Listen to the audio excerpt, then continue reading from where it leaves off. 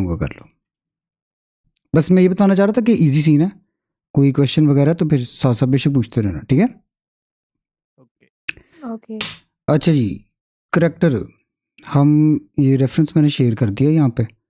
और वैसे तो मैं 2 मॉनिटर है मेरे पास, वो होता है, वरना मैं प्योर एफ खोल लेता हूँ। लेकिन एक जो आसान तरीका है ना वो ये है कि हम इसको स्प्लिट कर लें, यहाँ इमेज एडिटर खोल लें और सिंपली हमारा जो रेफरेंस है ना वो यहाँ ड्रैग एंड ड्रॉप हो जाता है। मैं दिखाता हूँ किधर गई, वर्कशॉप वर्कशॉप वर्कशॉप, लो, ठीक है। तो ये इजीली हमने यहाँ पे हमारा रेफरेंस ऐसे ड्रैग कर लेना और इसको चेक करते रहना। अच्छा हमारे रेफ, साथ साथ प्रैक्टिस करना ज़रूरी है या पहले देख लें फिर उसके बाद जैसे खुद ही मर्जी इम्प्लीमेंट करें? बेशक देख लो। क्योंकि अगर साथ साथ इम्प्लीमेंट किया तो फिर ये ना हो कि कुछ चीज़ें मिस हो जाएं। हाँ इस तरह कर लेते हैं, छोटे छोटे स्टेप्स हम बना कॉल लेते हैं। रिकॉर्ड हो रही है ना? क्या हुआ? रिकॉर्ड हो रही है ना, तो फिर तो इशू नहीं होगा, हाँ दोबारा हम रिकॉर्ड हो देख रही है, सकते हैं। ठीक है। असल में जब ट्राई करते हैं ना साथ साथ फिर कुछ इश्यूज वहाँ निकल आते हैं, तो वो बेहतर रहता है। तो हम इस तरह कर लेते हैं, थोड़ा सा प्रोग्रेस करते हैं, आप लोग ट्राई कर लेना और फिर हम लोग जो है इसको डिस्कस करते जाएंगे, ऐसे ठीक है। ठीक है। ठीक है जी। अच्छा जी, यूजुअली तो डिफ़ॉल्ट क्यूब डिलीट हो जाता है, लेकिन इस केस में हमने यूज़ करना है। स्कल्पटिंग के लिए 2 ऑप्शंस होती हैं, एक होती है हमारे पास कि हम यूवी स्फीयर इस्तेमाल करें, ठीक है। लेकिन अगर आप क्यूब को सब डिवाइड करें ना, यहाँ पे थोड़ी सी सब डिविजन्स देते हैं, तो ये भी एक स्फीयर बन जाता है। लेकिन इसका एडवांटेज ये होता है कि इसकी टोपोलॉजी जो है ना वो स्कल्पटिंग के लिए बेहतर होती है एज़ कम्पेयर टू एक यूवी स्फीयर। तो इसलिए हम फिर क्यूब यूज़ करेंगे और यहाँ हम चलते हैं स्कल्प्ट मोड में। अच्छा, वॉक्सल डायनामेश इसका आइडिया है आप सबको? वॉक्सेल्स का तो वो पता है, पुरानी गेम्स में यूज़ हुआ करती थी। नहीं नहीं, इसमें भी वॉक्सल होता है, दिखाता हूँ। वो डब्बे डब्बे होते हाँ जी हैं, हाँ जी, बिल्कुल स्टडी रश में डायनाटोपो और ये बिल्कुल इसके। बिल्कुल। अच्छा, वॉक्सल साइज बेसिकली जितना ठीक है। कम होगा ना उतनी ज़्यादा डिटेल होगी, और जितना ज़्यादा होता है उतनी कम डिटेल होगी। आप इसको चेक भी कर सकते हैं, अगर आप सिंपल आर टैप करेंगे ना स्कल्प्ट मोड के अंदर, तो इस तरह का एक ग्रिड बना जाता है। ये आपका वॉक्सल साइज है। हम्म। ये जितने छोटे छोटे होंगे उतनी ज़्यादा फिर डिटेल हो जाएगी जब आप रीमैश करेंगे। तो रीमैश का शॉर्टकट कंट्रोल आर है। अच्छा, ये इसलिए हुआ क्योंकि हमने सब डिवीजन अप्लाई नहीं किया, तो इधर सब डिवीजन अप्लाई कर लेते हैं ये- और ये देखें लेकिन ये क्यूब को उसमें कैसे कन्वर्ट किया, मैं भूल गया हूँ। क्यूब को स्फेयर में। हाँ। ये बड़ा सिंपल है, ये देखो क्यूब है, इसको सिंपली सब डिवीजन मॉडिफायर है ना वो अप्लाई कर देना। अच्छा, मॉडिफायर के थ्रू, ठीक है। ये सब डिवीजन, इसका शॉर्टकट जो है वो कंट्रोल 1, कंट्रोल 2, कंट्रोल 3। बेसिकली जो नंबर आप कंट्रोल के साथ टैप करोगे ना वो उतना डबल वो, लेवल्स को हाँ डिवाइड करेगा। वो लेवल वहाँ पे लग जाएगा। समझ आ गई। बिल्कुल ठीक ठीक। ठीक, समझ आ गई है। तो स्टार्ट करने के लिए हम कंट्रोल 5 दबा देते हैं, ये एक अच्छा स्टार्टिंग पॉइंट है, या 4 भी दबा दें कोई मसला नहीं, और इसको अप्लाई कर देना।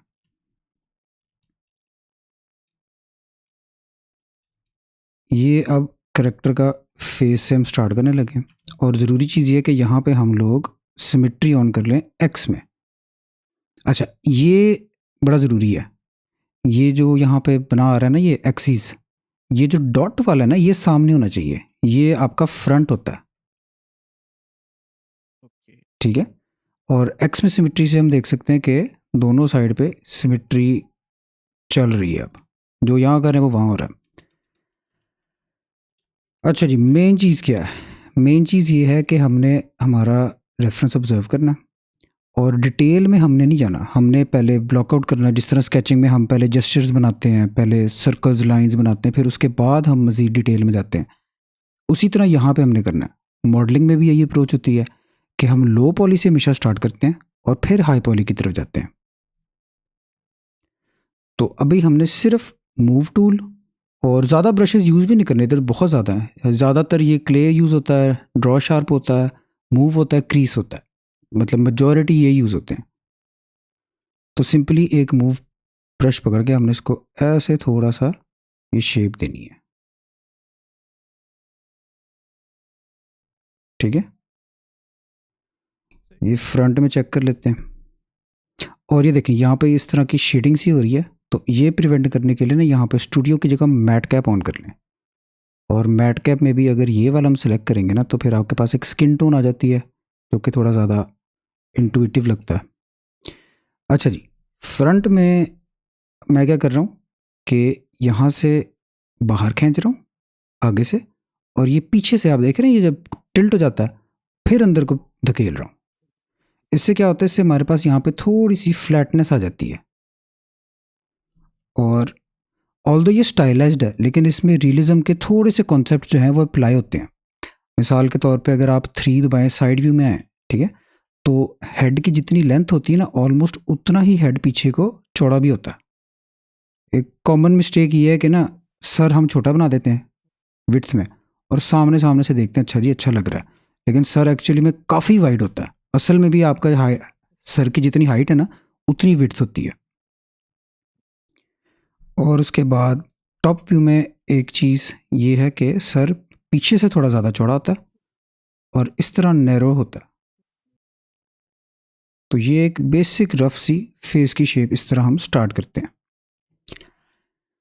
अब भाई रेफरेंस, ठीक है, रेफरेंस में हमने अभी सिर्फ ये सिलुएट देख रहे हैं। यहाँ पे मैं ये नज़र आ रहा है मैं ड्रॉ कर रहा हूँ कि नहीं आ रहा ये? नहीं, ड्रॉ करते हुए नज़र नहीं आ रहा। ठीक हो गया, मैं स्ट्रीम सेटिंग ज़रा चेंज करता हूँ और इसमें इसको एक और चीज़ भी तो है ना, पर्सपेक्टिव और ऑर्थोग्राफिक व्यू जो है वो भी करेंगे अभी, बिल्कुल। इसमें स्ट्रीम सेटिंग चेंज विंडो,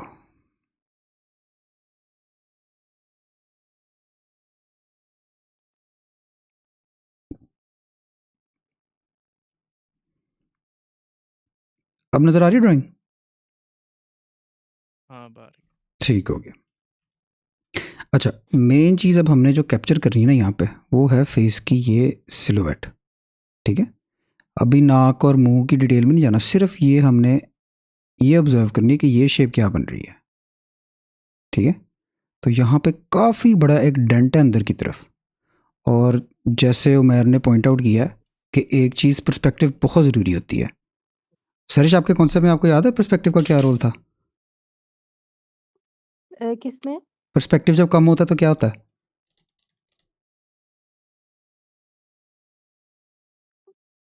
वो आप कैमरा के एंगल की बात कर रहे हैं?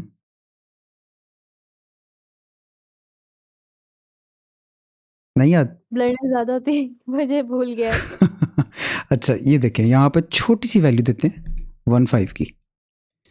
जब पर्सपेक्टिव थोड़ा होता है ना, फोकल लेंथ थोड़ी होती है, तो फिर ये इस तरह की वियर्ड सी डिस्टॉर्शन होती है आपके कैमरा में, और इसमें अब आप स्कल्प्ट करने लगेंगे तो कभी भी नहीं होगा।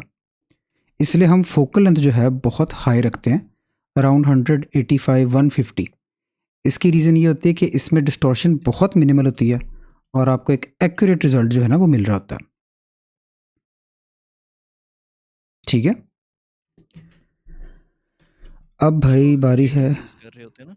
80 भी यूज़ कर सकते हो, ये रेंज है ना बेसिकली 75 से 150 के बीच में आप यूज़ कर सकते हो। ठीक है। जब पोर्ट्रेट भी लेते हैं ना फोटोग्राफर्स, तो वो बड़े वाला लेंस निकालते हैं, नोट किया? वो इसलिए होता है हाँ ताकि आपका फेस एक्यूरेटली कैप्चर हो। कभी मोबाइल के फ्रंट कैमरे से तस्वीर और डीएसएलआर से तस्वीर कंपेयर करना बहुत फ़र्क होता है। हाँ, अच्छा जी, मोबाइल के बैक कैमरे से भी होता है ना, मतलब हाँ जी, जूम इन करके अगर इसकी क्वालिटी अच्छी है तो वहाँ से बन जाता है। बिल्कुल। अच्छा जी, ये बैक से भी थोड़ी सी शेप हमने एडजस्ट कर लेनी है, ठीक है। इस तरह की कोई शेप हमारे पास ये बनेगी। अच्छा, करेक्टर ऑल दो स्टाइलाइज्ड है, लेकिन हम रियलिस्टिक जो कॉन्सेप्ट्स हैं ना, थोड़े से उनको उनसे इंस्पायर होके ही चलते हैं। अच्छा, ये शेप बन गई है। अब उसके बाद हमने ये सिलुएट यहाँ पे देखी थी ना, वो अब हमने बनानी है। तो उसके लिए ब्रश थोड़ा सा छोटा कर लेंगे और इसको पीछे को ऐसे धकेलेंगे एक दफ़ा सेंटर से, और फिर लाजमी ये है कि हम साइड से भी इसको खींचें, क्योंकि जब आँख बनेगी ना, हम आँख देखते हैं साइड व्यू से, मिसाल के तौर पे यहाँ पे, तो आपको आए नज़र आती है साइड व्यू में। अगर हम ये नहीं खींचेंगे तो आँख सामने आएगी और वो नज़र ही नहीं आएगी। तो इसलिए सामने से भी खींचना है, थोड़ा सा हमने इधर साइड से भी इसको पीछे को पुश करना है। ठीक है, बाकी हम 100% नहीं कॉपी करना चाह रहे, इससे इंस्पायर होके हम ये शेप बना रहे हैं, क्लोज करेंगे जितना हो सके।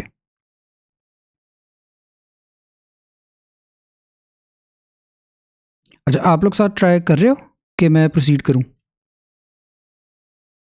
नहीं, अभी मैं साथ थोड़ा बहुत कर नहीं कर रहे। ठीक है, कर लें बेशक, कोई मसला नहीं। ओके हो गया। अच्छा, ये अब हमने शेप बना ली, अब हमने बनाने हैं इसके डिटेल्स। ठीक है, तो सबसे पहली चीज़ ये थी कि हमने इसकी मेन एक सिलुएट जो है, फेस की जो शेप है वो कैप्चर कर लिया। अगर यहाँ हम एक लाइन ऐसे ड्रॉ करके देखें तो ऑलमोस्ट ही सेम है, नाक थोड़ी सी आगे निकल रही है। तो यहाँ पे हम कंपेयर कर लेते हैं, ये भी ऑलमोस्ट सेम है, मेरे से सीधी लाइन नहीं लगती भाई। ठीक है, तो इस लिहाज से हम ठीक प्रोसीड कर रहे हैं। और अब हम इसमें डिटेल डाल सकते हैं। होता ये है कि अगर हम शुरू में डिटेल डालने लग जाए ना, फिर इसको एडिट करना बहुत मुश्किल होता जाता है। जैसे जैसे डिटेल बढ़ती जाती है वैसे वैसे एडजस्टमेंट करनी मुश्किल होती जाती है। तो अगर हम केयरफुली एक एक स्टेप में ओके करते जाए मॉडल को, तो फिर हमें एंड रिजल्ट भी अच्छा मिलता है। तो यहाँ तक मुझे ओके लग रहा है। अब हम पारी है इसमें डिटेल डालने की, लेकिन अगर हम ब्रश अभी यूज़ करना शुरू करें तो इतनी हमारे पास रेजोल्यूशन ही नहीं है कि इसमें डिटेल जो है ऐड हो सके या सब्ट्रैक्ट हो सके। उसके लिए अब हम इसको रीमेश करेंगे, और रीमेश भी हमने स्टार्ट में छोटी सी वैल्यू से करना है, 0 पॉइंट यहाँ पर, ठीक है, कोई मसला नहीं। और कंट्रोल आर जब दबाएंगे ना तो अभी रीमेश हो चुका है। इसको एडिट मोड में भी चेक कर सकते हैं, ऐसे मज़ीद डिटेल मॉडल में ऐड हो गई है।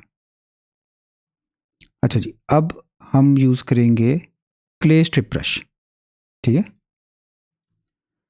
और कोई भी ब्रश जो है अगर आप नॉर्मली यूज़ करेंगे तो वो एडिशन करता है, वॉल्यूम बढ़ाता है, और अगर आप कंट्रोल होल्ड करेंगे तो फिर वो वॉल्यूम कम करता है। सेम ब्रश उल्टा इफेक्ट करता है, सिवाय ड्रॉ शार्प के। ड्रॉ शार्प जो है अगर आप इसको करेंगे तो फिर ये वॉल्यूम कम करता है, और अगर कंट्रोल दबाएंगे तो फिर ये ऐड करता है। ठीक है, रेजोल्यूशन अभी भी कम है तो हम और मज़ीद कम कर लेते हैं, रीमेश कर लेते हैं। और अब हम देखते हैं इसकी आई सॉकेट की तरफ। ठीक है, आई सॉकेट ऑलमोस्ट चेहरे का जो सेंटर है ना वहाँ पे होता है, लेकिन हमें फील नहीं होता क्योंकि बाद में बाल शाल कवर होते हैं, आपका आधा सर जो है वो बालों से कवर हुआ होता है। लेकिन आई की जो पोजीशन है ना वो ऑलमोस्ट फेस के सेंटर में होती है।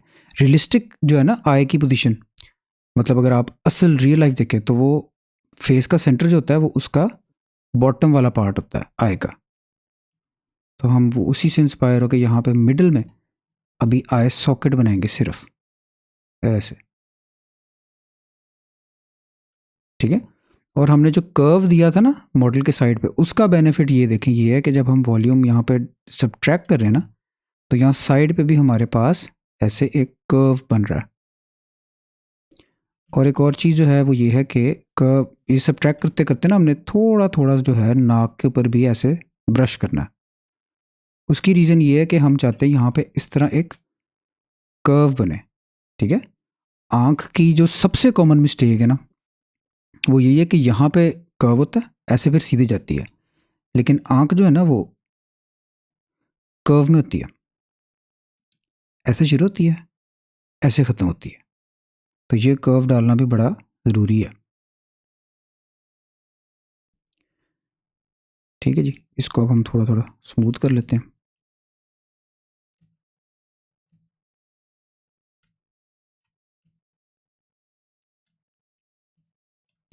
अब मॉडल ऑब्जर्व करते हैं और अब हम बनाते हैं इसकी ये नाक। तो ये बहुत सिंपल है। अच्छा, करेक्टर मॉडल बनाने के ना दो अप्रोचेज हैं। एक तो ये कि हम स्कल्प्ट करके बाद में ऊपर रीटोपोलॉजी करें, दूसरी होती है कि हम बॉक्स मॉडलिंग करें। वो आप प्लेन से कर सकते हैं, वो आप क्यूब से कर सकते हैं, लेकिन बॉक्स मॉडलिंग में ना फ्लेक्सिबिलिटी इतनी नहीं होती। मिसाल के तौर पे अगर मैं कहूँ यार इसकी आँख अब छोटी करनी है तो यहाँ पे हम बड़े इजीली ऐसे सिंपली इसको एडजस्ट कर लेते हैं। लेकिन जब आप मॉडल कर रहे होते हैं ना तो फिर ये चेंजेस करना बड़ा मुश्किल हो जाता है। तो इसलिए मुझे ये प्रो ज़्यादा पसंद है कि आप मॉडलिंग में अपनी फुल आसानी रखें, डिज़ाइन में आपके पास फ्लेक्सिबिलिटी होती है, फिर उसके बाद रीटोपोलोजाइज वो हो ही जाता है।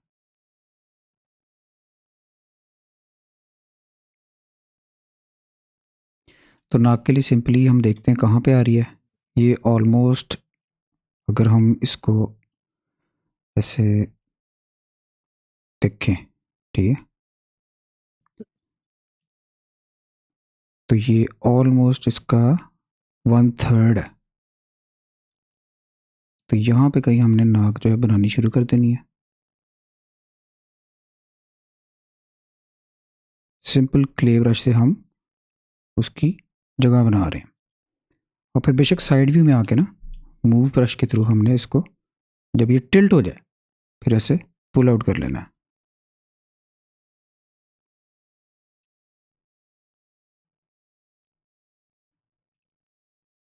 स्मूथ, हम थोड़ा थोड़ा इसको स्मूथ कर लेते हैं। और अब हमें मज़ीद डिटेल की ज़रूरत है इसका माउथ बनाने के लिए। अच्छा, फेस की प्रोपोर्शन मुझे थोड़ी सी ऑफ लग रही, क्योंकि माउथ इसके बीच में कहीं है और चिन की इतनी स्पेस नहीं है, तो मैं इसको सिंपली थोड़ा सा ऐसे ऊपर को पुश कर रहा हूँ।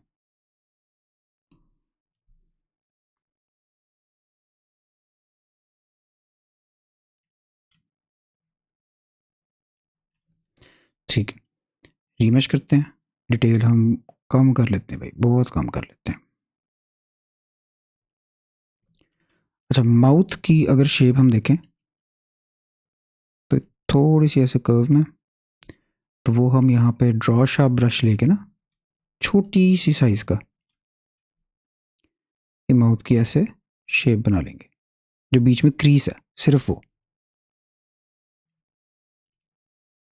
और उसके बाद अपर लिप जो है हमने यही ब्रश यूज करना है, लेकिन उल्टा, कंट्रोल दबा के। सेम यही नीचे करना है।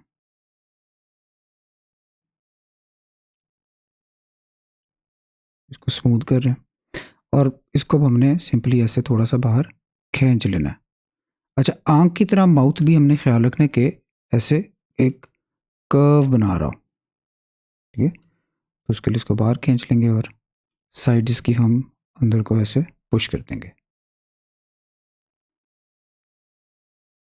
और माउथ की एक और चीज़ ख्याल रखनी है कि जो अपर लिप होता है ना, वो हमेशा लोअर लिप से आगे होता है। तो उसके लिए हम मास्किंग करेंगे। मास्क का शॉर्टकट M है, वरना ये वाला आइकॉन है। तो हम ऐसे पेंट कर लेते हैं, ये आपका मास्क है। लोअर लिप पे हमने ऐसे पेंट कर लेना सिंपली, और फिर मूव ब्रश के साथ अपर लिप को हम आगे ऐसे पुश कर लेंगे।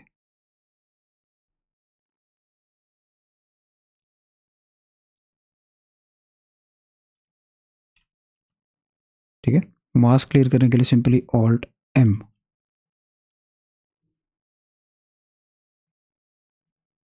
साइड जब हम ऐसे स्मूथ कर लेते हैं भाई। और नाक यहाँ पे थोड़ी सी शार्प है, तो उसके लिए क्रीस ब्रश ले लेंगे। अच्छा, क्रीस से नॉर्मली ऐसे क्रीस बनती है, ठीक है, लेकिन अगर आप इसको कंट्रोल दबा के करेंगे ना, तो हम बाहर की तरफ इसको शार्प कर सकते हैं, और वो नाक के लिए हमारे यूज़फुल है।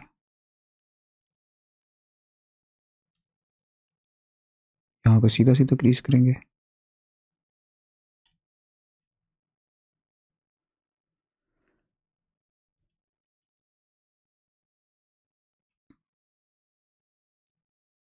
और ये भाई, मैं इसकी शेप से खुश नहीं हूँ, तो यहाँ चेक करते हैं मसला क्या है। ये ऐसे डायगोनल में है, तो सिंपली हम ऊपर वाले सा मास्क कर लेते हैं ताकि नीचे वाला इफेक्ट ना हो।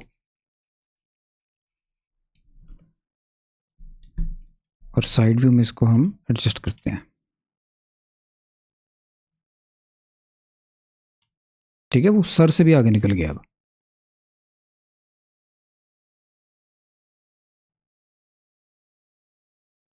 तो ये कोई मसला नहीं, अगर इस तरह के इश्यूज हो जाएं, हम हमेशा इसको एडजस्ट कर सकते हैं।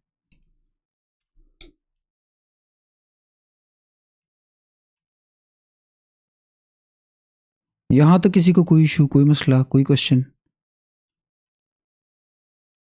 नहीं ठीक है सब। नहीं। ठीक है, ठीक हो गया। ऐसे टॉप व्यू पे करके ना कई दफ़ा गलतियाँ होती हैं, वो टॉप व्यू करके नज़र आ जाती हैं इजीली।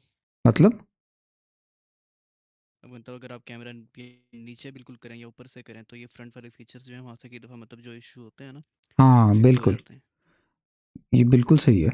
अच्छा, फेस के फीचर्स जो है ना वो ज़्यादा राउंड ही होते हैं, मतलब आंख भी आपकी कर्व होनी चाहिए, नाक भी कर्व है, माउथ भी कर्व होना चाहिए। तो आपकी बात बिल्कुल ठीक है कि टॉप से हम जब देखते हैं ना या बॉटम से जब देखते हैं, तो बस हमने ये मेक श्योर करना होता है कि सब कुछ जो है ना वो एक कर्वेचर में है, हाँ गोल गोल बिल्कुल। है। इस तरह आईब्रोज हैं ये, हाँ बिल्कुल ठीक है। बाकी ये अब कभी कभी ना। हाँ। ऐसे लग रहा है इसने फाके किए हैं, तो हम ये स्मूथ कर लेते हैं, कोई इशू नहीं है। बाकी फेस की हमारी थोड़ी सी डिटेल लूज हो गई है, कोई मसला नहीं, हम यहाँ दोबारा ड्रॉ शार्प के साथ इसको बना लेंगे। अगर इस तरह के पिक्सेलेशन होने लग जाए ना तो फिर रीमैश कर लेते हैं एक दफ़ा दोबारा, वो सब कुछ दोबारा इवन हो जाता है। और ये सब शार्प करने के लिए हम यहाँ पे क्रीसिंग भी कर सकते हैं।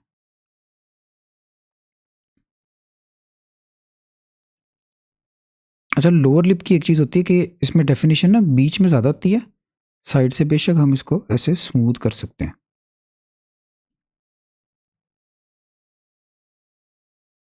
हम्म। और अभी भी अगर साइड हम कंपेयर करें तो भाई नाक बहुत ही छोटी है।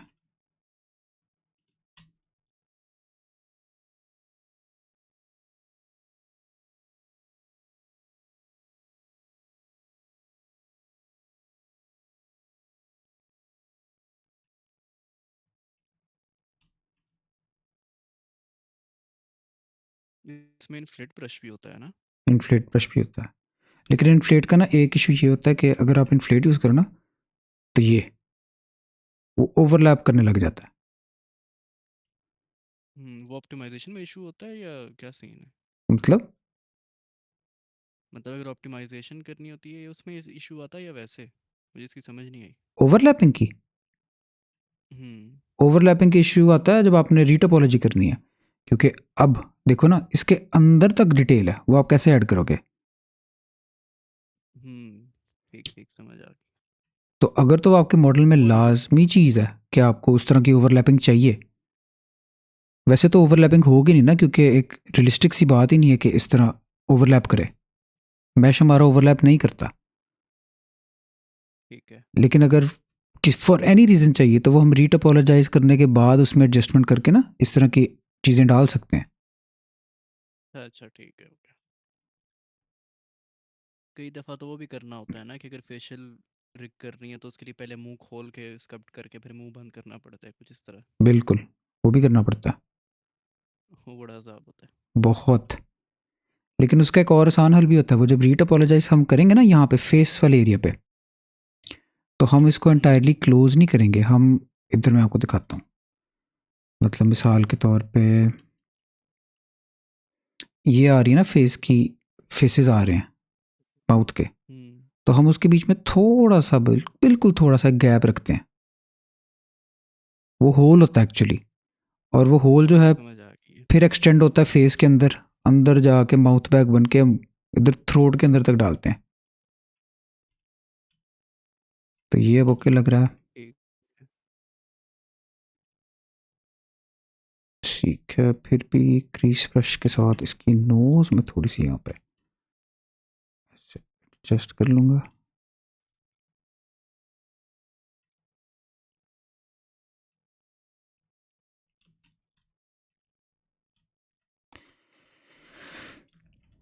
एक दफ़ा रेफरेंस भी चेक कर लेते हैं भाई, कोई कमी पेशी।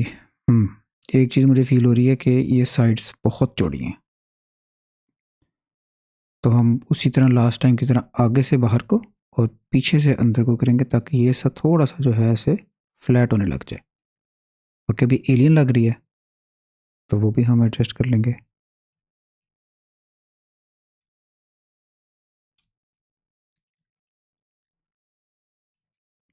ठीक है, स्मूथ स्मूथ कर लेते हैं सब कुछ हल्का हल्का सा।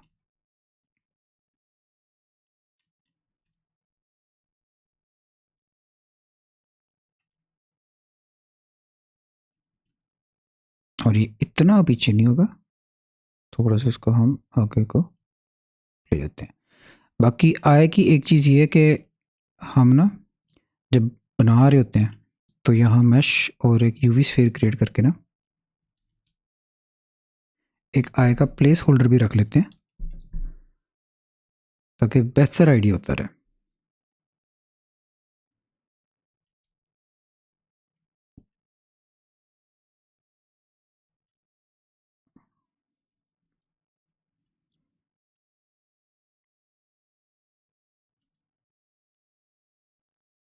ठीक है, अब जब एक्चुअल एक आईबॉल होता है ना आपके पास, फिर आपको बेहतर आइडिया होता है कि किस तरह का लगेगा। अब अगर साइड व्यू में देखें तो डेला इसका तकरीबन बाहर ही है। ठीक है, इसको हम अंदर को कर लेते हैं थोड़ा सा, और अब अपना जो ये ऑर्बिट आएगा इसको एडजस्ट कर लेंगे।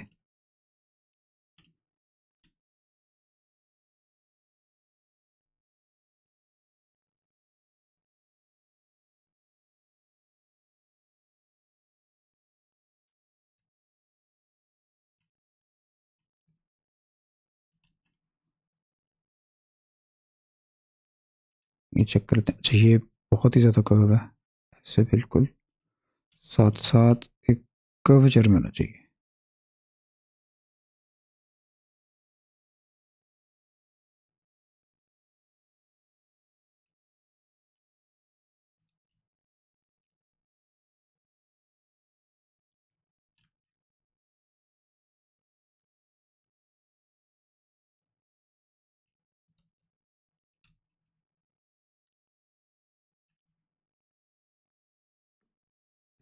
अभी थोड़ा सा हम स्प्रेड आउट कर लेते हैं।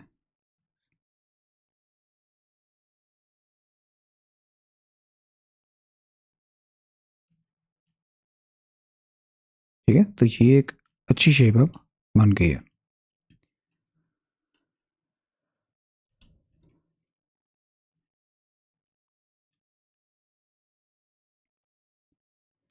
अच्छा भाई, अब बताओ आगे इसकी बॉडी शॉडी बनाए अभी कि आज के सेशन में इसके बाल और आंख फाइनल करें?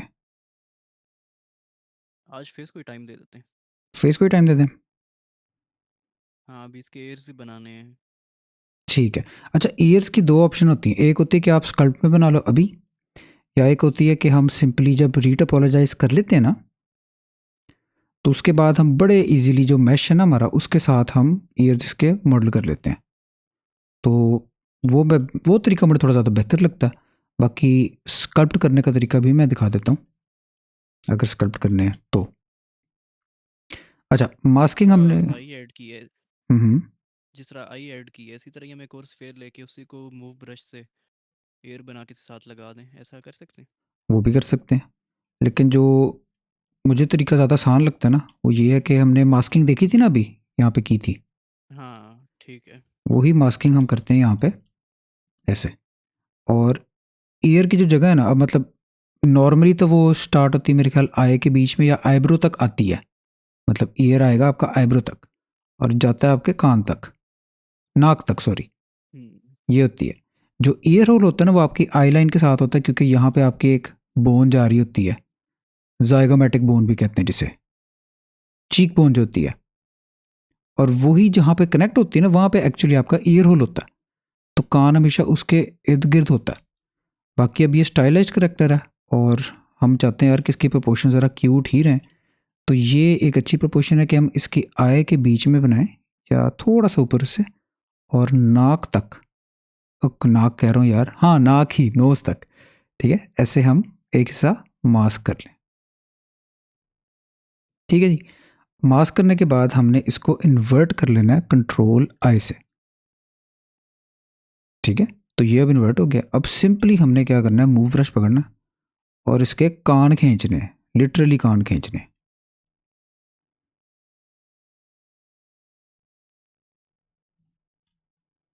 ठीक है, इसको शेप देंगे, बाहर को निकालेंगे और थोड़ा सा इसको ऐसे पीछे की तरफ भी मूव करेंगे। फ्रंट में चेक कर लेते हैं जी, बहुत ज़्यादा है अभी। हमने पीछे वाला एंगल जो है वो दे दिया, बस अब फ्रंट में हम चेक करेंगे कि कितना कुछ बाहर को निकलना चाहिए। यहाँ पे बेशक मास्क हटा लें ऑल टाइम के साथ,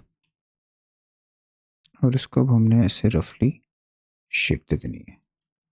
अच्छा, रीमैश कर लेते हैं, क्योंकि अगर रीमैश यहाँ पर नहीं करेंगे तो ये देखें, ठीक है, डेंसिटी का डिफरेंस आ जाता है, क्योंकि हमने वहाँ से इसको स्ट्रेच किया बाहर को। तो ये इवन आउट करने के लिए कंट्रोल आर दोबारा दबाएंगे, रीमैश करेंगे, अब सब कुछ इवन हो जाता है।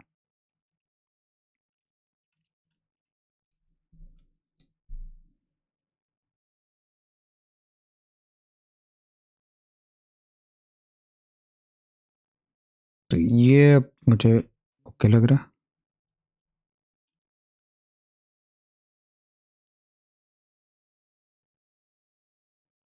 यहाँ से भी थोड़ा सा इसको ऐसे हम कर्व दे देते हैं। अच्छा, और यहाँ पे अब कान बनाना बड़ा सिंपल है।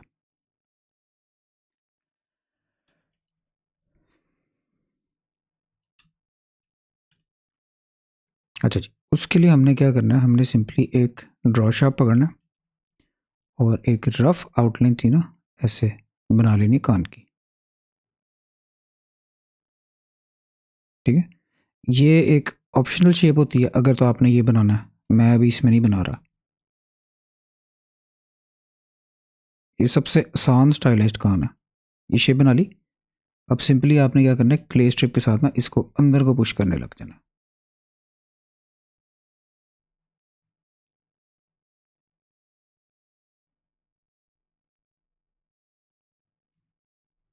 इसको स्मूथ कर लेते हैं,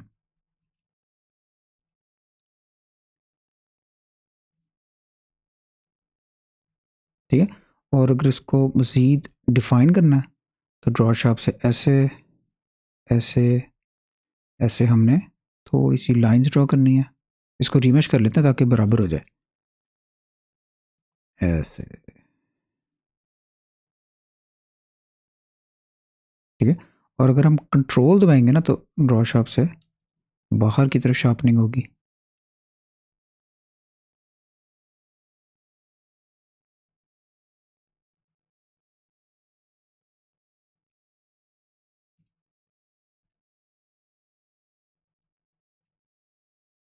अब इसको हल्का हल्का हमने स्मूथ कर लेना है।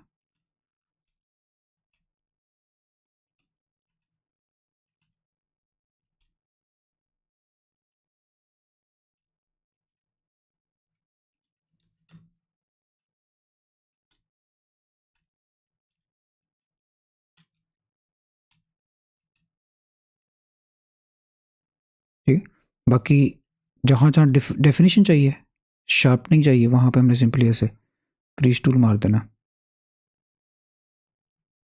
तो बड़ी सिंपली ये कान इस तरह रेडी जाता है। ये ऐसा कुछ ज़्यादा ही थिक रह गया, तो इसको मैं अंदर की तरफ ऐसे स्कल्प्ट करने लग जाऊँगा।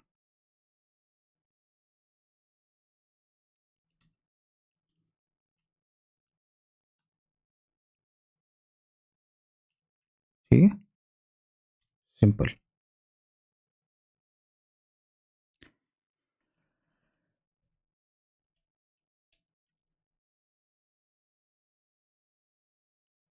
अच्छा, फेस टेक्सचरिंग मैं अभी इसलिए नहीं कर रहा क्योंकि वो बेहतर यही है कि हम जब रीटोपोलॉजी कर लेना उसके बाद हम जब यूवी करेंगे फिर हम करेंगे। लेकिन आए कि मैं एक बड़े मज़े की चीज़ बताता हूँ।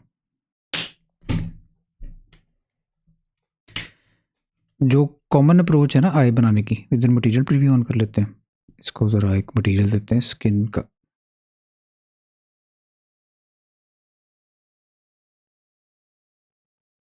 इसके अंदर वर्टेक्स पेंट भी तो होता है मेरे ख्याल में। वर्टेक्स पेंट होता है लेकिन उसका फ़ायदा नहीं ना, क्योंकि हमने रीटोपोलॉजी करनी हाँ। है, फिर वो ज़ाया हो जाती है। वो तब है अगर मतलब आपने सिर्फ स्कल्प्ट करके प्रेजेंट करना है ना मॉडल अपना, फिर वर्टेक्स पेंट करो, फिर कोई इशू नहीं। क्योंकि मैं वर्टेक्स पेंट ट्राई किया था, इस पे तो अच्छा खासा लैग करता है किस पे? ब्लेंडर पे। वो आपका मॉडल बहुत डेंस होगा। हाँ वो डेंस था। हाँ, अगर तो वो लैग कर रहा है ना तो फिर यहाँ पे आपने सिंपली मॉडिफायर में जाना है और इधर डेसिमेट होता है कहीं, किधर है ये डेसिमेट, ठीक है। हाँ उसकी समझ आ गई। उससे लो पॉली हो जाएगा, थोड़ा सा डिटेल मेंटेन हो जाएगी और फिर आप इजीली उसके ऊपर पेंट कर सकते हो। ठीक हो गया। अच्छा, आई की एक मैं बड़े मज़े की चीज़ बताता हूँ। जो कॉमन अप्रोच है ना आई बनाने की, वो ऐसे लोग बना के ना इसको ग्रो करते हैं ज़रा।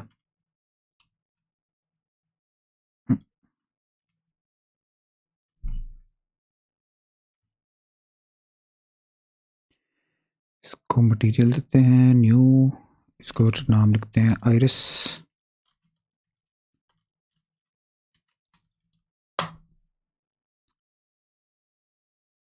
एक और बनाते हैं स्क्लेरा।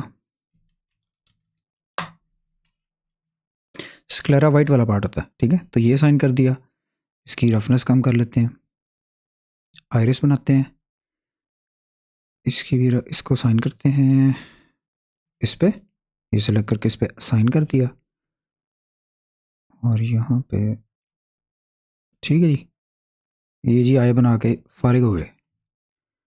या अगर किसी का ज़्यादा दिल होता है तो यहाँ शेडर डायरेक्टर में चलते हैं, इधर अब यूवी खोल लेते हैं।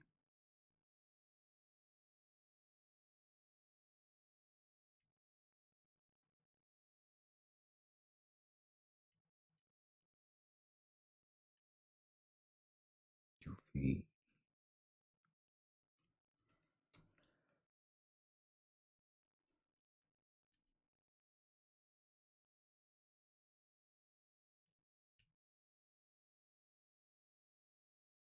क्या सीन है भाई, यूवीज क्यों नहीं आ रही?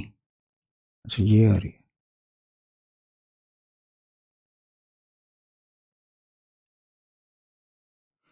फ्रंट व्यू ये एज अ होल मैश को ले रहा है? क्या? ये पूरी मैश को ले रहा है या वो सिर्फ जहाँ पे मटेरियल असाइन किया सिर्फ उस मैश को शो कर रहा है राइट पैनल पे जो है? हमने ये फेस सेलेक्ट किया होगा ना, तो सिर्फ अच्छा ठीक ठीक इतने से हिस्से को हम यूवी कर रहे हैं। हाँ ठीक है। बाकी जो पीछे स्क्लेरा है उसको हमने डिफरेंट मटेरियल दिया हुआ है, तो कोई थर्ड ही नहीं है, वो बेशक ओवरलैप हो जाए कोई मसला नहीं है।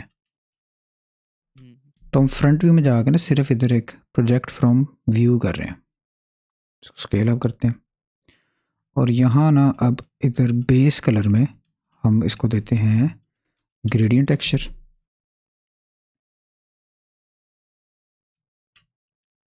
ये बनाते हैं जी, यूवी अटैच करते हैं साथ, और लीनियर की जगह हमने इसको करते ना स्फेरिकल है कि रेडियल, ट्राई कर लेते हैं दोनों। अच्छा, एक चीज़ जो मैंने नोट की है, ब्लेंडर में बड़ी अजीब है, माया में ऐसे नहीं होता। वो ये है कि जब आप इसको यहाँ प्लेस करते हैं ना इस कोने में, तब ये सही काम करता है।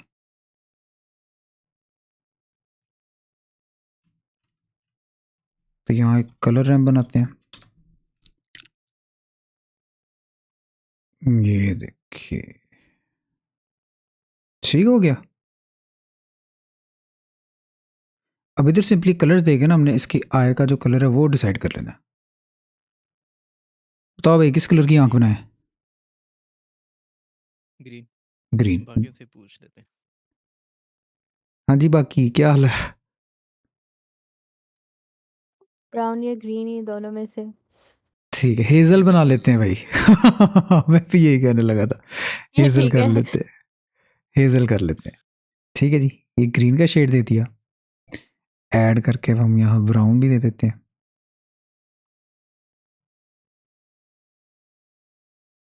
ये नोट्स वाला काम अच्छा है।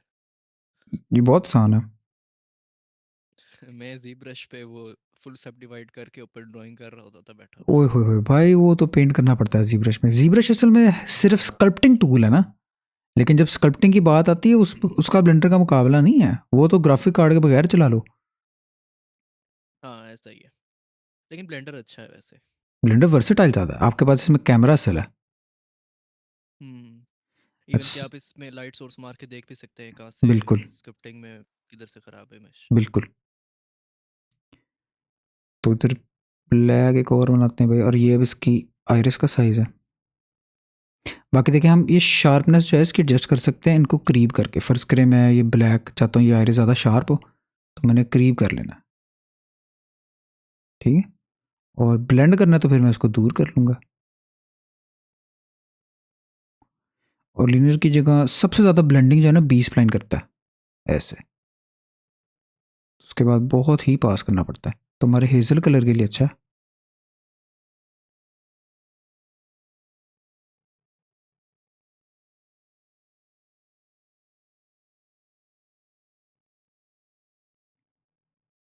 अभी देखो यहाँ पे ब्लीड हो रहा है कलर, तो कवर ब्लैक बनाते हैं और उसको फुल पास ले जाते हैं भाई।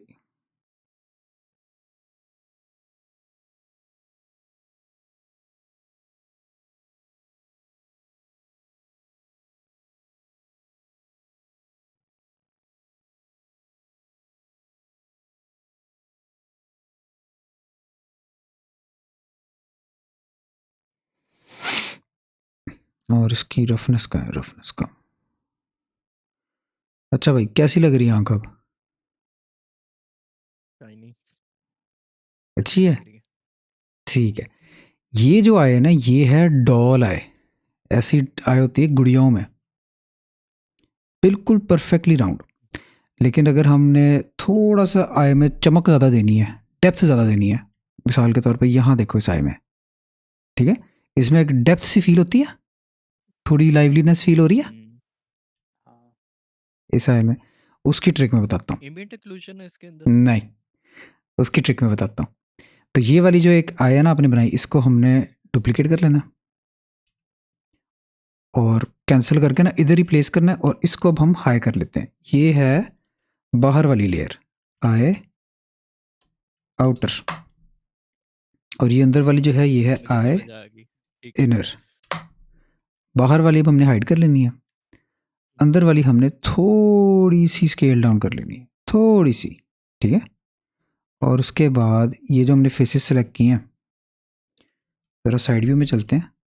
इनको हमने ऐसे, बल्कि किधर होता है भाई इसका pivot point set, 3D cursor, pivot options में। Point, pivot point, pivot point है ये ना, ये 3D कर्सर। हाँ, अच्छा ये वाला करना है, ओके। इसको हमने स्केल कर देना है, बल्कि वायर फ्रेम ऑन कर लेते हैं, ऐसे अंदर की तरफ,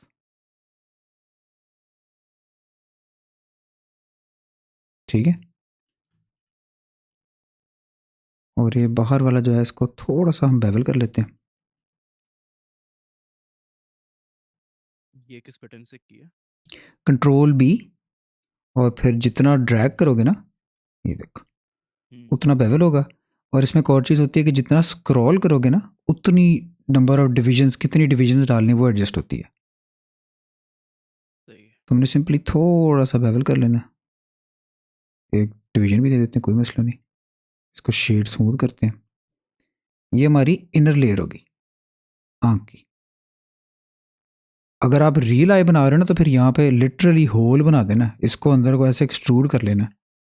लेकिन अभी क्योंकि स्टाइलाइज्ड है, हमने इसको ब्लैक पेंट कर लिया, तो कोई मसला नहीं है। अब बारी आगे हमारी आउटर आई की। इसका जो ये वाली एज लूप है ना, जहाँ पे आयरस शुरू हो रही है, इसको थोड़ा सा ऐसे स्केल डाउन कर लेना और सॉफ्ट सिलेक्शन ऑन करें ओ से, बल्कि इसमें प्रोपोर्शनल एडिटिंग कहते हैं, है ना। हाँ, हाँ जी। इसको ऐसे स्केल करना, बल्कि ये हमारा यहाँ सेट हुआ हुआ है, इसको हम बाउंडिंग बॉक्स सेंटर ही करेंगे। ऐसे स्क्रॉल डाउन कर लो भाई, थोड़ा सा इसको ऐसे बाहर को खींचना, तो इसकी शेप कुछ इस तरह की बन जाती है। ठीक है, ये मज़ीद स्केल डाउन हो सकता है ऐसे, इस तरह की शेप बन जाती है। अब जब ये बाहर वाली लेयर को हम देंगे मटेरियल, डिफरेंट मटेरियल देते हैं, delete delete, new material, outer, transmission full, यार ये ज़रा नाइट लाइट ऑफ कर दो, ठीक है। और अभी हमें रिजल्ट नहीं नज़र आ रहा, उसके लिए आपको इधर रेंडर व्यू में जाना पड़ता है, रेंडर सेटिंग में, यहाँ स्क्रीन स्पेस रिफ्लेक्शन ऑन करनी, क्योंकि अभी ईवी में है ना हम, तो ये ऑन करना।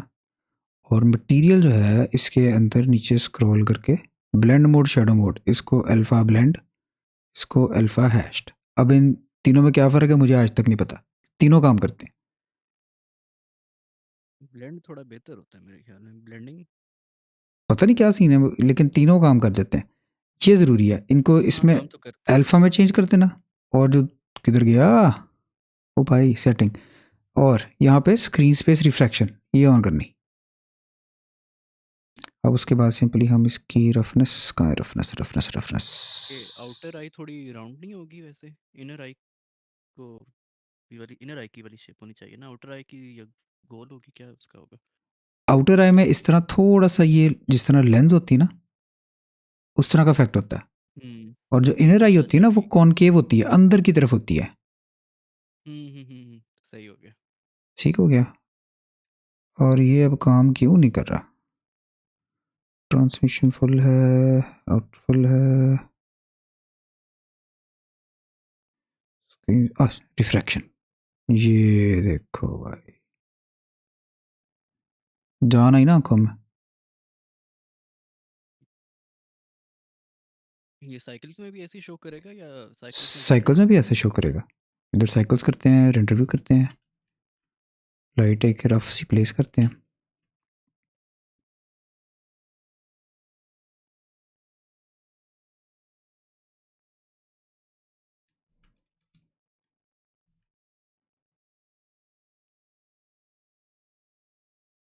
कैलकुलेट हो रहा है।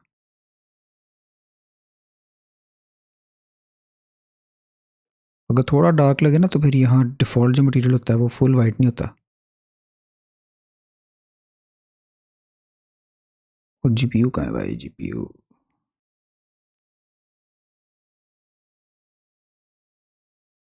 ठीक है।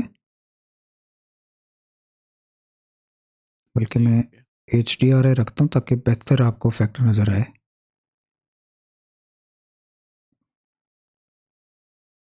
HDRI पता है ब्लेंडर के कहाँ होते हैं डिफ़ॉल्ट? अ, नहीं, मैंने तो जहाँ पे आपका ब्लेंडर होता है वहाँ पर स्टूडियो लाइट्स की ऑप्शन होती है। बिल्कुल बिल्कुल सही, बिल्कुल सही, ब्लेंडर इंस्टॉल बिल्कुल सही। इधर डेटा फाइल, यहाँ पे studio lights, data world, files में। ठीक है। इसमें HDRI को मूव कराने के लिए भी अलग नोड्स बनाने पड़ते हैं मेरे ख्याल में। नहीं, नोड्स नहीं बनाने पड़ते, वो आप सिंपली, ये हमारा शेडर एडिटर है ना, शेडर एडिटर, हम्म। यहाँ पे ऑब्जेक्ट की जगह वर्ल्ड खोल लेते हो। हाँ, इसी में ना आपको 2-3 नोड्स ऐड करनी पड़ती हैं सिर्फ शायद, कंट्रोल टी जहाँ तक दबाना है, मुझे याद है। नोड रेंगुलर एनेबल्ड है ना, तो सिर्फ कंट्रोल टी दबाना है, फिर ये रोटेट करनी है बस। यार ये तो बहुत ईजी है, मैं वो लंबी लंबी नोड्स लगा के करता हूँ। नहीं नहीं मुझे नहीं ऐसे नहीं, पता लगे। ये जो इमेज टेक्सचर है ना इसके साथ कंट्रोल, मैं दिखाता हूँ, दोबारा कर देता हूँ, इधर कंट्रोल टी दबाना है और सिर्फ ये रोटेशन छेड़नी ठीक है। हो गया। ठीक है, मैं इनको अलग अलग इन दो नोड्स का ना मैं अलग अलग ऐड करता था। कंट्रोल टी शॉर्टकट है, इसके लिए बस ये इनेबल करना होता है, ये रेंगुलर, ठीक है। ठीक है। ये रिकॉर्ड हो रही है ना वीडियो? ये हो रही है। बस ठीक है। ये जब भी कंट्रोल टी दबाएंगे ना किसी भी साथ, मतलब इधर आप ऑब्जेक्ट में भी जब है, किधर गया भाई, ये कंट्रोल टी, तो ये साथ मैपिंग लग जाएगी। सही हो गया। चलो ये तो बेस्ट है। ठीक हो गया। बाकी आंख देख रहे हो कितनी जान आई। ये हम्म, बाहर वाला मुझे लगता है थोड़ा सा हमने ज़्यादा खींच लिया, तो ये हम सेलेक्ट कर लेते हैं।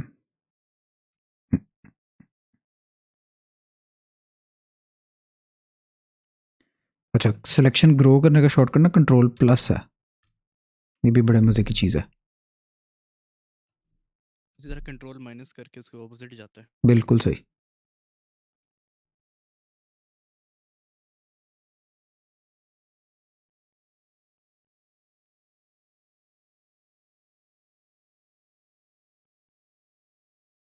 ठीक है, और अगर अभी भी मुझे थोड़ा सा ज़्यादा लग रहा है,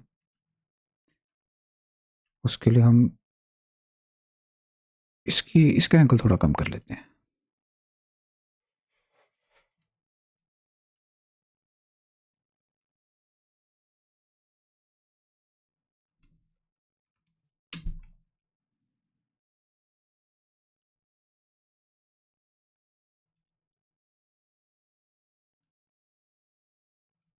ये बहुत ही हो गया।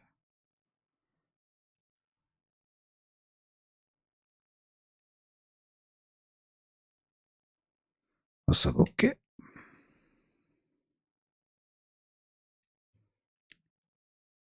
और क्या करें आज? आज के हेयर कर लेते हैं आज साथ। दूसरी आई का क्या करें, इसको मिरर कर देते हैं। मिरर करते हैं इसी, यहाँ पे मिरर मॉडिफायर लग गया। दूसरी आंख इसको भी। अच्छा एक और चीज़ होती है ना, फर्ज करे बाहर पे हमने मिरर लगा लिया ना, तो यहाँ पे हम कंट्रोल एल दबा के ना इसको सेलेक्ट करके ऑब्जेक्ट डेटा नहीं, लिंक मॉडिफायर से होगा।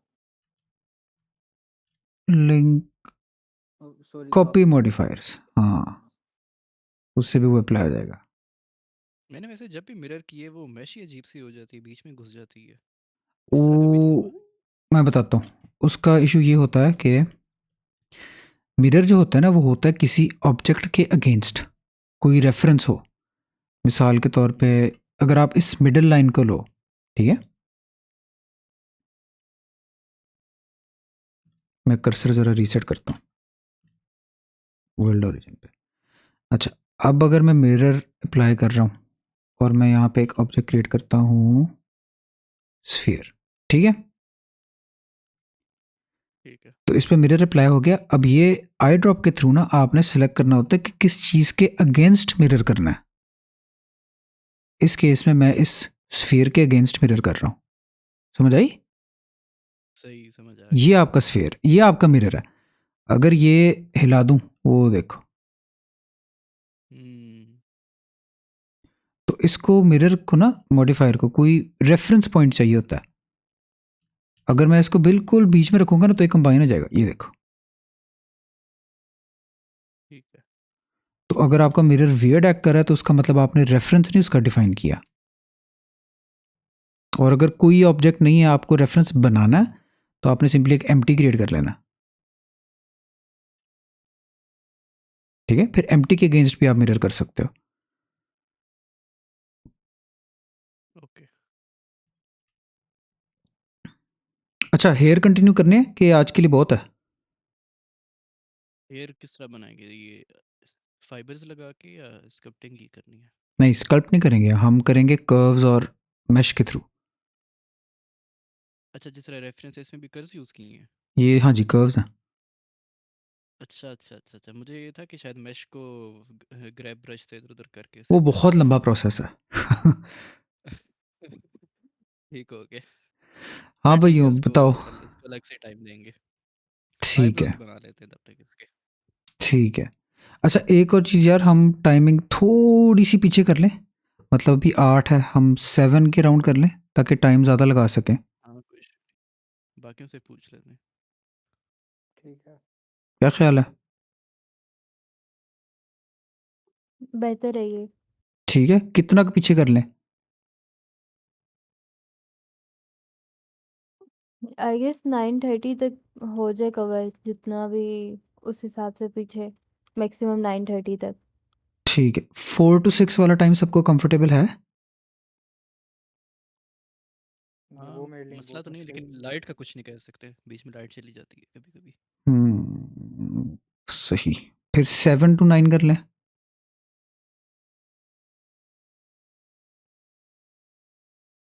7 to 9 सही है। हाँ सही है। सुबह 10 बजे रखते ठीक हैं, है। क्या ख्याल है? हाँ ये इतनी ठीक सुबह नहीं। है। इधर तो टाइम टेबल ही मैच नहीं कर रहा सब कुछ। ठीक है, फिर आईब्रोज बनानी है। आईब्रोज बड़ी सौखी है यार, आईब्रोज क्या है, आईब्रोज को क्या है? आईब्रोज के लिए सिंपली हमने हमारा कर्सर जो है ना इसको मूव कर लेना है यहाँ पे, ठीक है। अच्छा कर्सर मूव करने का बेनिफिट ये ठीक है। होता है कि अब जो भी ऑब्जेक्ट हम क्रिएट करेंगे ना वो इस पॉइंट पे जाके क्रिएट होता है। ठीक हो गया। तो यहाँ पे अब एज ए हम पिवट पॉइंट भी कह सकते हैं इसको। ये पिवट पॉइंट आप यूज़ कर सकते हो, लेकिन जब भी आप कोई सिलेक्शन करते हो ना तो उन सब की सिलेक्शन जो ऑब्जेक्ट का सेंटर है वहाँ पे बना देता है, ठीक है। लेकिन फ़र्ज़ करो मैं इसको पिवट पॉइंट के अगेंस्ट मूव करना चाहता हूँ, कर्सर के अगेंस्ट, तो यहाँ पे मैं बाउंडिंग बॉक्स सेंटर की जगह 3D कर्सर सेलेक्ट कर लूँगा। अब जो भी चीज़ मैं बना रहा हूँ, मूव कर रहा हूँ, रोटेट कर रहा हूँ, स्केल कर रहा हूँ, वो इसके अगेंस्ट होगी।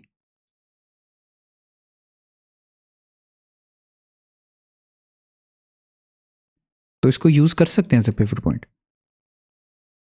ब्लेंडर में 3D कर्सर का होता है कि बेसिकली ये वो पॉइंट है जहाँ से आप एक्शंस करवा सकते हो, और बाय डिफ़ॉल्ट इसका ये होता है कि जहाँ पे भी कर्सर होगा वहाँ पे ऑब्जेक्ट आपका नया क्रिएट होगा। तो आईब्रोज बनाने के लिए भाई सिंपली हमने यहाँ पे ऐसे इसको यहाँ प्लेस कर देना, एक प्लेन क्रिएट कर लेंगे और x 90 डिग्रीज को रोटेट कर लेते हैं। और जो ज़रूरी चीज़ है ना वो ये है कि हमने एनेबल करनी स्नैपिंग, और स्नैपिंग हमने करनी है अगेंस्ट फेस के। तो फेस प्रोजेक्ट होता है कि सीन में जितनी भी चीज़ें पड़ी हैं ना, जिस तरह यहाँ पे इसके जो फेसेस हैं वो ये फेसेस हैं इसके, तो इसके ऊपर वो आपके पॉइंट्स को रखता है। मिसाल के तौर पे अगर मैं आपको दिखाऊं इसका वर्टेक्स हिला के, ठीक है, रैंडमली हिला रहा हूँ, लेकिन जहाँ भी छोड़ूंगा ना वो इसके फेस के ऊपर ही कहीं ना कहीं होगा, ठीक है। ये आईब्रोज में भी काम आएगा, और ये जब हमने एक रीटोपोलॉजी करनी है ना तब भी बहुत काम आता है। रीटोपोलॉजी होती ही इससे है। तो उसके बाद सिंपली हम इसको मूव कर लेते हैं। अगर नज़र नहीं आ रहा ना तो ये हम कर सकते हैं इनेबल यहाँ पे। ओ भाई ये क्यों नहीं काम कर रहा? ओ मटेरियल प्रीव्यू में, हाँ मटेरियल प्रीव्यू में थे, ठीक है। अच्छा, इसको हम ना मैटकैप ऑब्जेक्ट की जगह रैंडम भी कर सकते हैं। रैंडम में क्या होता है कि हर ऑब्जेक्ट को एक अपना डिफरेंट कलर असाइन हो जाता है। तो सिंपली हमने इसको अब पॉइंट्स को मूव कर लेना है। आईब्रो की शेप देख लेते हैं भाई कैसी है।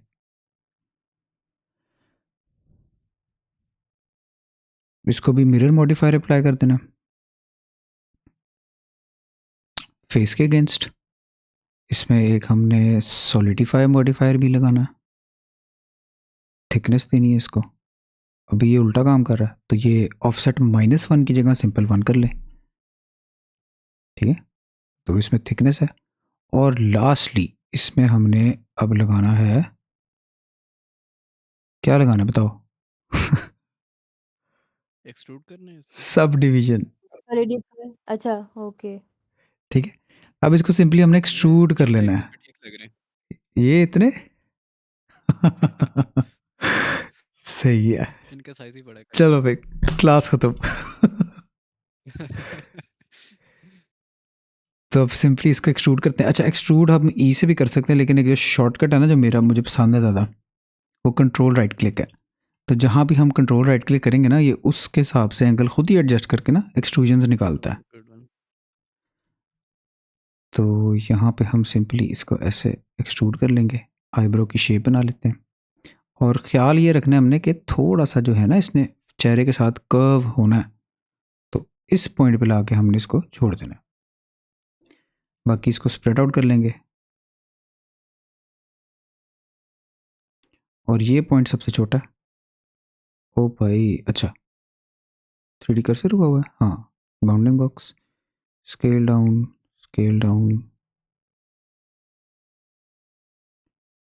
ये बड़े होंगे जी।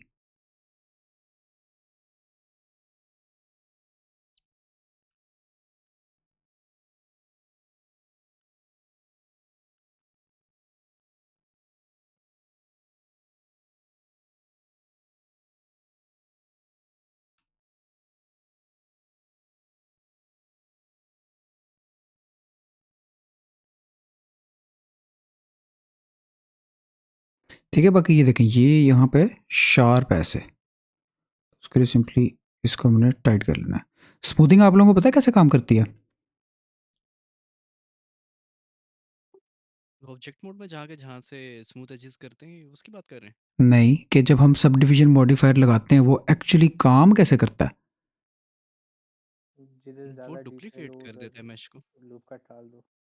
हाँ, मल्टीप्लाई लेकिन कर देता है ना। उससे होता क्या है एज लूप डालने से, पता है? फेसेस स्मॉल हो नहीं। जाते हैं जो सब स्ट्रक्चर ज़्यादा मिलता है उसको, तो वो उतना शार्प कर देता है जिसको, जहाँ पे आपने स्ट्रक्चर देना है उसको। बिल्कुल ठीक है। मैं ना ज़रा यहाँ पे ड्रॉ करके आप लोगों को बताता हूँ कि एक्चुअली में होता क्या है। तो ये वाली हम डिज़ोल्व कर लेते हैं एज। अच्छा, होता ये है कि ये वर्टेक्स है, ये वर्टेक्स है, ये वर्टेक्स है, और ये वर्टेक्स है हमारे पास, ऐसे ही है। जब स्मूथिंग होती है ना तो फिर ब्लेंडर की कोशिश होती है भाई कि मैं ना इसके बीच में शॉर्ट पाथ क्रिएट कर लूँ, ऐसे स्मूथिंग होती है। लेकिन जब हम यहाँ पे फर्ज करो स्नैपिंग ऑफ करते हैं, ऐसे एज लूप डाल देते हैं, तो अब क्या हो रहा है? अब होता ये है कि उसके बाद भाई जगह ही नहीं बची स्मूथ होने के लिए। समझ आई? हम्म, ये होता है। यहाँ पे ऐसे डाल देते हैं, ये ऑफ करते हैं। ये भाई बड़ी सिंपली आईब्रोज बन गई हैं।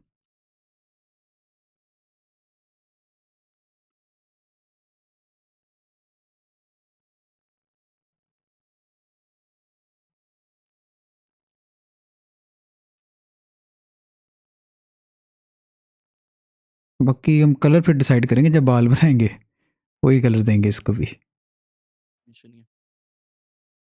वो दूसरी भी यंग डुप्लीकेट कर देते हैं। वही देख रहा हूँ कहाँ गई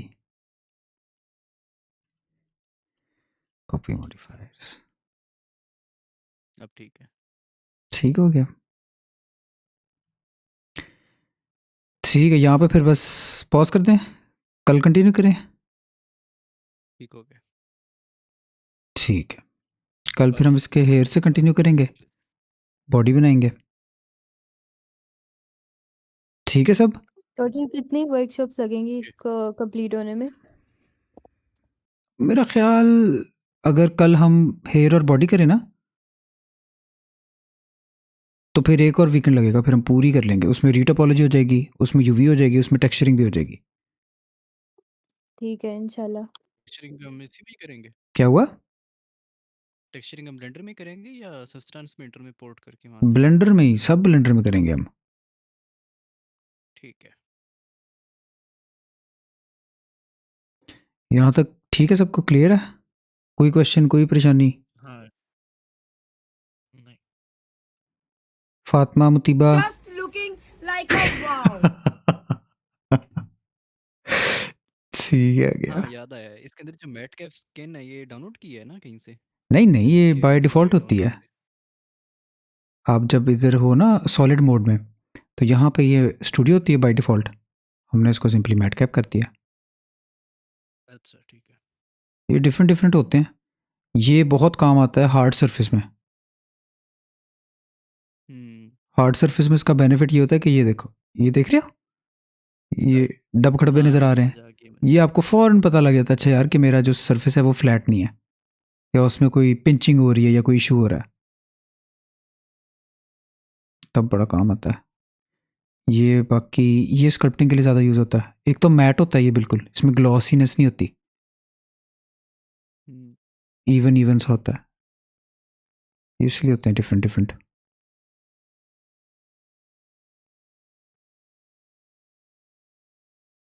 ये मुझे बड़ा कूल लगता है, लेकिन किसी काम का नहीं है ये।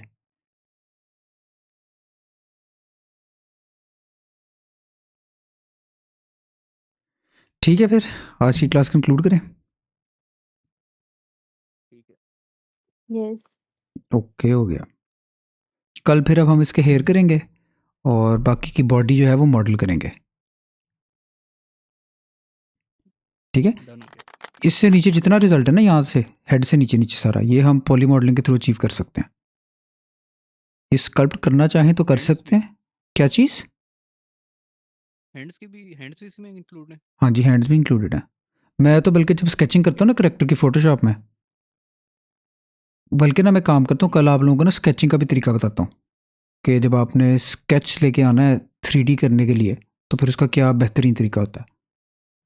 मैं तो स्केचिंग में हाथ बनाता ही नहीं हूँ, मुझे सिर्फ प्रपोर्शन डिसाइड करनी होती है, क्योंकि मॉडलिंग का एक स्पेसिफिक तरीका है हाथ बनाने का, वो हम बना के सिर्फ वहाँ पे प्लेस कर देते हैं। ठीक है। ठीक है, स्कल्प्ट हम कर सकते हैं लेकिन उसकी ज़रूरत नहीं है। फेस में स्कल्प्टिंग मुझे इसलिए पसंद है क्योंकि इसमें हमारे पास ना फ्लेक्सिबिलिटी ज़्यादा होती है। हम्म, मतलब मैंने आपको बताया था ना, प्रोपोर्शंस एडजस्ट करनी है तो कोई मसला नहीं है। हाँ लेकिन जब आप मॉडलिंग करते हो ना, ये क्यों लॉक हो गया है? लेकिन जब आप मॉडलिंग करते हो ना, फिर आपको पूरी टोपोलॉजी हिलानी है, सब कुछ एडजस्ट करना है, सब कुछ काम का करना है, फिर नहीं होता। अभी देखो हम कितनी जल्दी हमने छोटी सी, मैंने रैंडम ब्रश मारा और इसकी पूरी शक्ल बदल गई है। तो इस तरह इसमें हमारे पास फ्लेक्सिबिलिटी ज़्यादा होती है।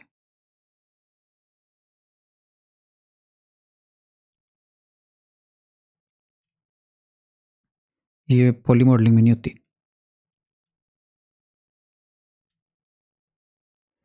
चलो ठीक है, फिर मैं अभी इसको सेव करता हूँ, फिर यहीं से कंटिन्यू करेंगे। Workshop workshop workshop workshop.